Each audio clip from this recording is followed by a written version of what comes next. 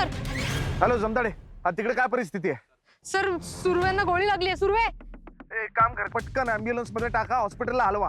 हो सर, मी ॲम्ब्युलन्स बोलवते लगेच. मी येतो, तू तिथेच थांबा. साळवी नाही. सुर्वे, सुर्वे डोळे मिटू नका. सुर्वे उठा. सुर्वे, सुर्वे.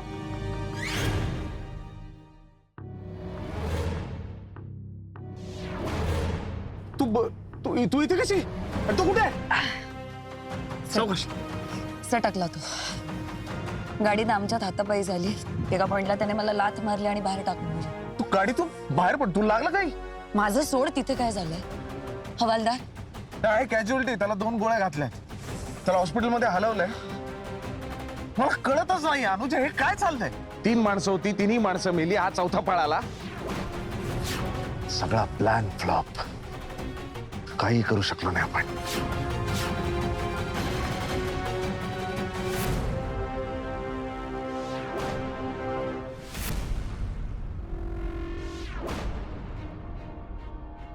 सर वडापाव. नाही नको मला. कसला विचार करताय सर? कसला विचार करत असणार मी? सर आपल्या टीमने व्यवस्थित काम केलं. दिवसभर उन्हात होते, रात्री सुद्धा अलर्ट होते. आपल्याकडनं काहीच चूक नाही झाली. मी टीमवर शंका घेतच नाही ना. टीमवर शंका नाही, उत्तमच काम केलंय टीम. रादर टीमने एवढं कमाल काम केलंय ना, म्हणून त्या माणसाबद्दल मला कळलं. कोण माणूस? तो ज्याने मास्क लावला होता ना, तो माणूस. त्याच्याबद्दल आधी पण ऐकलंय मी. कुठे सर? तो माणूस निलांजना मॅडमच्या घरी आला होता. तरी मास्क लावला होता.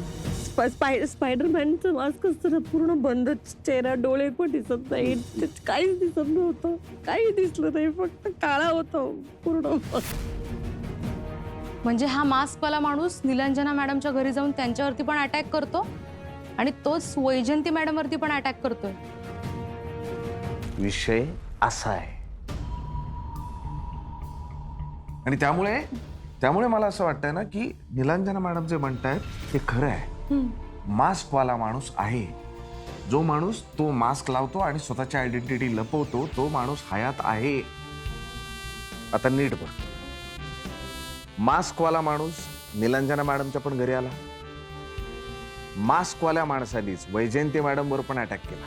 वैजयंती मॅडमचं कनेक्शन आहे फक्त फायद्याशी. म्हणजे ह्या माणसाचं फक्त फायद्याशी आणि निलांजना मॅडमशी काहीतरी कनेक्शन आहे. हा काहीतरी गुंता आहे जमदाडे, जो शोधून काढणं गरजेचं आहे.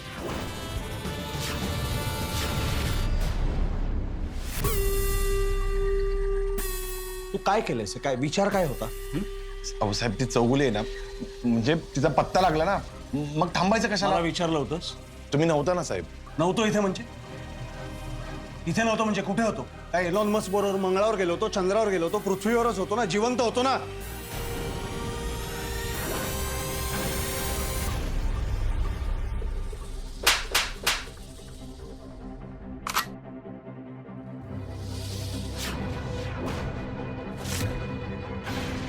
आता या क्षणी कवटीत भोग पाडू शकते मी तुझ्या.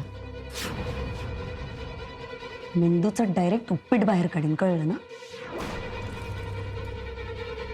काय चिल्लर आहेस तू? आपली किंमत काय हे एकदा डोक्यात घालून घे आणि तसा वाघ.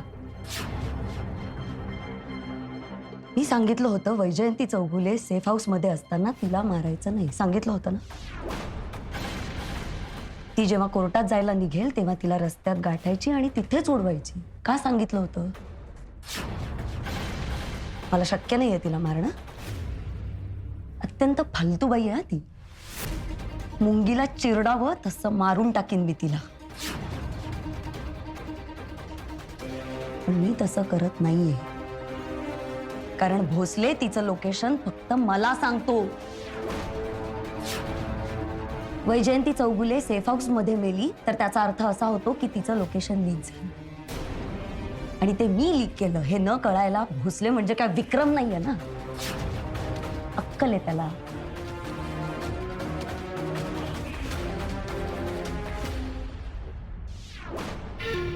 तुमच्या माणसाने आज जे काही केलंय ना त्याला माफी नाहीये. तुमच्या शब्दात सांगा याला, तुमचा धंदा वेगळा, माझा वेगळा, आणि माझा धंदा मी अत्यंत हुशारीने चालवत असते.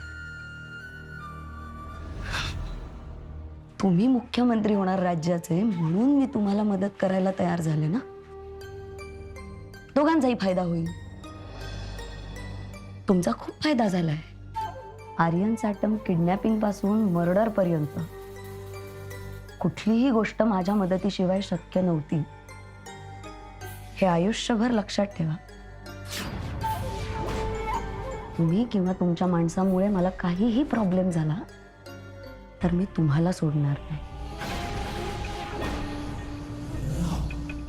कसं आहे साटम सर, तुमच्या ऑर्गनायझेशनमध्ये तुम्हाला ऑर्डर द्यायला तुमच्यावर एक माणूस बसवलाय.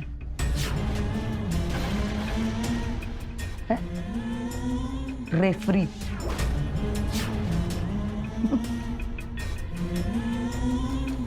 माझ्या बिझनेसची मी बॉस आहे. I am bloody killer. Last chance. पुन्हा जर तुमच्या माणसाने माती खाल्ली तर तुमचं माहित नाही,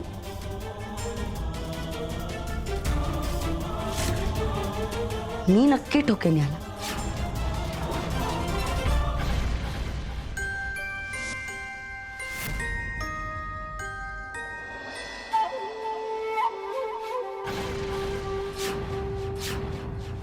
मॅडम, निलांजना वर्मांना भेटायचंय मला. भेटता नाही येणार. परत परत तेच म्हणताय तुम्ही, भेटता येणार नाही. काम आहे माझं. त्यांची केस खूप सेन्सिटिव्ह आहे. डॉक्टरच्या परमिशन शिवाय भेटता नाही येणार. तुम्ही घ्या डॉक्टरची परमिशन, मला भेटायचंय. ते ओपीडी मध्ये बिझी आहेत. मॅडम 10च मिनिटाचं काम आहे. 10 मिनिटं, 11वा मिनिट पण नाही लावणार. सांगितलं ना भेटता येणार नाही. ते बिझी आहेत. कळत नाही का एकदा?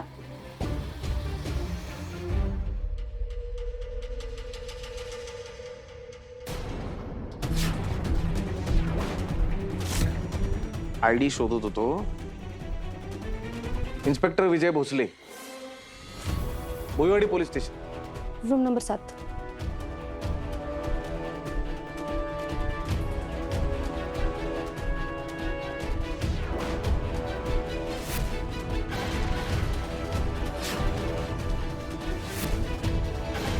फोन करायचा आहे तुम्हाला?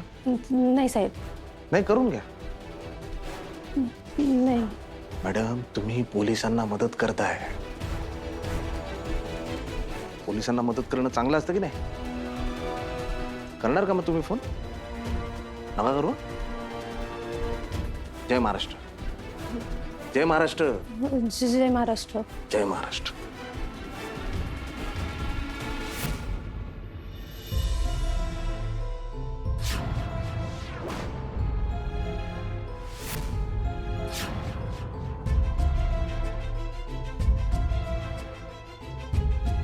मॅडम,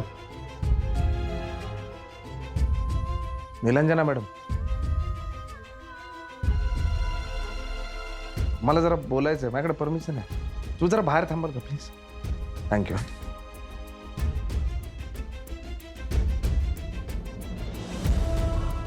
मॅडम, विषय असा आहे की मला ना तुम्हाला काही प्रश्न विचारायचे आहेत. प्रश्न फार महत्वाचे आहेत मॅडम. विषय असा झाला, आम्ही कारवाई केली. आमच्या कारवाईमध्ये मला जी गोष्ट समोर दिसली ती फार भयंकर आहे मॅडम. मी ना एक, ऐकताय ना मॅडम तुम्ही? Madam, Nilanjana madam, madam, Nilanjana madam, madam, ओ निलंजना मॅडम, मी भोसले, मगाचपासून बोलतोय मॅडम मी तुमच्याशी. तुम्ही भोसले, हा, काय? भोसले, भोसले, बरं झालं तुम्ही आलात. भोसले, मला कुठेतरी लपवा. मला इथून लपवा. भोसले मॅडम, काय करतायत? भोसले, भोसले, प्लीज भोसले, तुम्ही मला वाचवा इथून. भोसले, मला वाचवा. हे लोक मला वेडा करणार. मला हे लोक ड्रग्ज देतात. भोसले, मला याची गरज नाहीये. भोसले, मॅडम ऐका, आपण शांतपणे बोलूया ना मॅडम. नाही. अहो ते भोसले, ऐका ना. भोसले, भोसले आणि माझी सावनी मिरजकर करून ठेवली आहे भोसले. मला रोज काय देतात, मला वेळ लागायला लागला. मला ड्रग्स दिले त्या लोकांनी. मी वेडी नाहीये.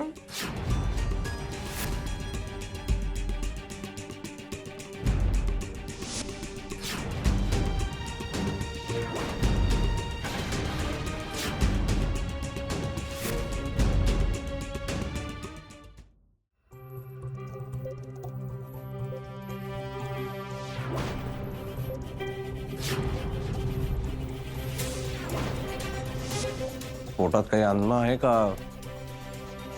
फक्त रागच गिळलायस? कसला राग साहेब? कसला राग? 5 बोटं दिसत आहेत अजून गालावर. मी थांबवू शकलो असतो तिला, पण मी मुद्दामच मध्ये नाही पडलो, कारण चूक झाली आपली विक्रम. हो साहेब. चूक झाली आहे लक्षात येतंय, हे चांगलं आहे. बाकी तू कशाला आला होतास? साहेब एक इन्व्हेस्टर आहे, मीटिंगसाठी वेळ मागतोय. हवी तेवढी रक्कम द्यायला तयार आहे, पण तुम्हाला भेटायचं बोलतो. भेटूया की मग. चांगलं आहे. काळाचा महिमा बघ काय असतो विक्रम. इतकी वर्ष आहे मी राजकारणात, सडत होतो ऑपोजिशन पार्टीमध्ये बसून. आता दिसायला लागलंय की माझ्याकडे मुख्यमंत्रीपद येऊ शकतं, तर स्वतःहून चालत यायला लागली.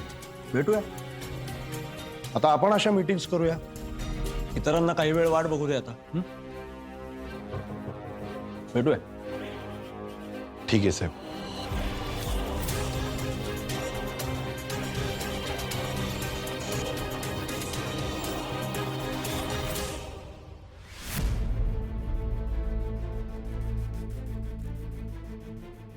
मॅडम, नम्रता, ये ना. काय झालं? भोसले सर आहेत का? मला काहीतरी आठवलेलं, ते सांगायचं होतं.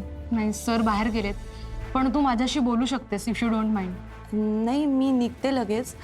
मला फक्त त्यांना काहीतरी दाखवायचं होतं. मी नगरला गेलेले ना, तेव्हा राहुलला फोन केला होता. काही नाही, फक्त पोचले एवढंच सांगायला.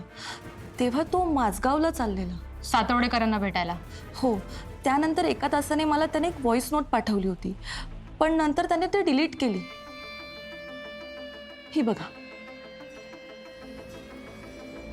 हा, हे डिलीटेड आहे. हो तेच ना. त्याने मला पाठवलं आणि मग डिलीट केला. मला ऐकता पण नाही आला. त्यात काय होतं माहीत नाही, आणि ते किती महत्वाचं होतं हेही माहीत नाही. पण सातवडेकर भेटल्यानंतर त्याने मला काहीतरी सांगितलं होतं. मॅडम, त्याने माझ्याशी केलेलं हे शेवटचं कम्युनिकेशन होतं. काही महत्वाचं असेल तर तेही आपल्याला कळेल ना. आजकाल डिलीटेड मेसेज रिट्रीव्ह करता येतात. बरोबर आहे तुझं. थँक्यू, तू हे आणून दिलंस. मी बघते ह्याचं काय करायचं ते. फक्त त्यासाठी मला हा फोन लागेल. तुझं सिम कार्ड काढून घे आणि फोन मला दे. हो चालेल.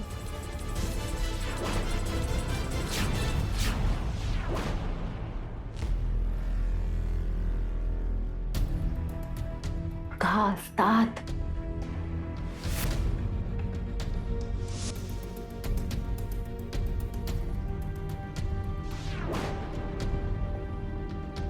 मी तुम्हाला 100% खरं सांगते भोसले. पण तुमच्यावर ट्रीटमेंट चालू आहे मॅडम इथे. हो, कारण I was stressed. Me hyper होऊन ऑब्सेसिव्ह वागत होते, मला मान्य आहे, पण माझ्या डोक्यामध्ये केमिकल इम्बॅलन्स नाही आहे. ही जी ट्रीटमेंट देत आहेत ना मला, त्याचे ते रिपोर्ट मी पाहिलेत. ते चुकलेत. मला हे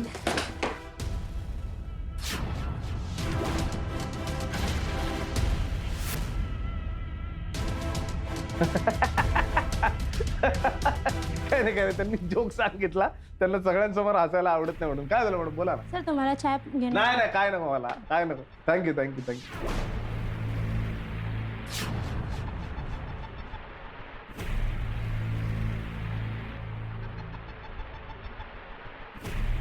पहिलं हे असे असे लक्ष ठेवून आहेत माझ्यावर. असले मी तुम्हाला खरंच सांगते, मला वेळ नाही लागले. माहिती आहे मला. माझा विश्वास आहे मॅडम तुमच्यावर. माझी खात्री आहे की तुम्ही वेड्या नाही आहात. कारण विषय असा आहे, जो मास्कवाला माणूस तुम्ही तुमच्या घरात पाहिला तो मी माझ्या डोळ्यांनी पाहिलाय. पाहिलात त्याला?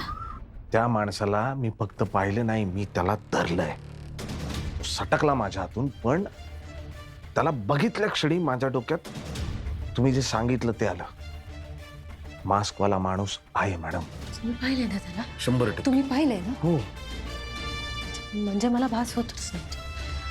मला भास होत नव्हते, मी वेडी नाही. नाही नाही मॅडम, मी सगळं पाहिलंय. पण एक विचारू का मॅडम, हे जे काही तुम्ही म्हणताय तुम्हाला चुकीची औषधं दिली जात आहेत वगैरे, हे काय प्रकारे का करतायत हे असं? माहित नाही. तुम्ही सुहास सरांना सांगितलं काय? ते भेटायला येतात का तुम्हाला? आठवड्यात ना 2-3दा सुहास येतो. हा, मग त्यांना नावं घेऊन सांगा ना, कोण काय तुम्हाला प्रिस्क्राईब करतोय चुकीचं, द्या सांगून. सांगितलं त्याला भोसले, पण त्याचा विश्वासच बसत नाहीये माझ्यावर. त्याला असं वाटतंय की मी वेड्याच्या भारात हे सगळं बोलते. हे बघा ना, हे माझी सावनी मिरजकर करतायत भोसले. माझं डोकं नाव